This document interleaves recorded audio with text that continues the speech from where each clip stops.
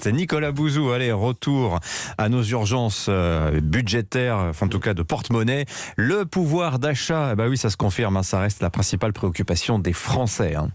Oui, très honnêtement, les Français ont raison de s'inquiéter. C'est logique, cette préoccupation, parce que l'inflation augmente et elle augmente sans doute de façon durable. Alors, je reviens pas sur les raisons, on en a souvent parlé dans cette chronique, mais bien évidemment, la hausse des hydrocarbures. Heureusement, d'ailleurs, en France, on a un bouclier tarifaire sur le gaz qui permet d'avoir une inflation un peu plus basse qu'ailleurs.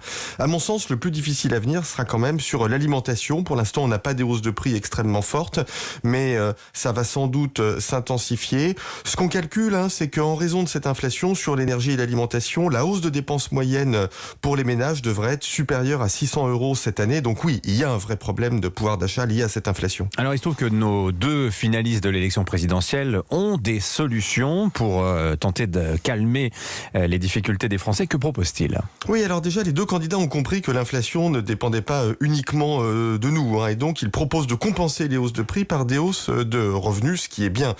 Alors du côté d'Emmanuel Macron, il s'agit essentiellement de passer par les revenus d'activité, donc la revalorisation à 6 000 € du plafond de la prime exceptionnelle défiscalisée, l'introduction de dividendes salariés, c'est-à-dire que dans toutes les entreprises dans lesquelles il y aurait des dividendes versés aux actionnaires, il y aurait soit de l'intéressement, soit de la participation. Emmanuel Macron propose aussi une baisse de cotisation pour les indépendants, un dégel du point d'indice pour les fonctionnaires et puis un chèque alimentaire pour les personnes les plus modestes. Marine Le Pen a un système assez compliqué d'exonération de charges patronales pour les entreprises qui augmentent les salaires et elle propose des augmentations d'impôts, notamment d'impôts sur le revenu, plus ambitieuses que celles d'Emmanuel Macron. Mais le cœur du projet de Marine Le Pen pour limiter les baisses de pouvoir d'achat, c'est de mettre la TVA à 0% pour les produits de première nécessité. Alors est-ce que c'est une bonne idée cette TVA 0% sur un panier de produits essentiels ? C'est pas évident, ça semble séduisant, mais quand on regarde un peu ce qui se passe historiquement, les baisses de TVA, elles ne favorisent pas toujours le pouvoir d'achat. On a des expériences passées, par exemple celle de 2009 sur la restauration, vous vous en souvenez, Dimitri. Ça a été documenté par l'INSEE. En fait, on voit que seulement 20% de la baisse de TVA a été répercutée sur les prix. Ça représente quelques centimes. Le reste est venu alimenter les marges des entreprises.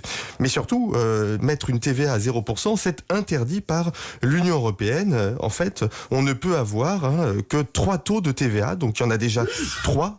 En France, on n'a pas le droit d'en introduire un 4e. Et d'ailleurs, c'est sans doute le point crucial du programme économique de Marine Le Pen. C'est que soit elle l'applique et on sort de l'Union européenne parce qu'il ne respecte pas les traités et les fondamentaux de l'Union européenne, soit on reste dans l'Union européenne et elle n'applique pas son programme. Son programme ou l'Union européenne, quoi qu'elle en dise, si elle est élue, elle devra choisir.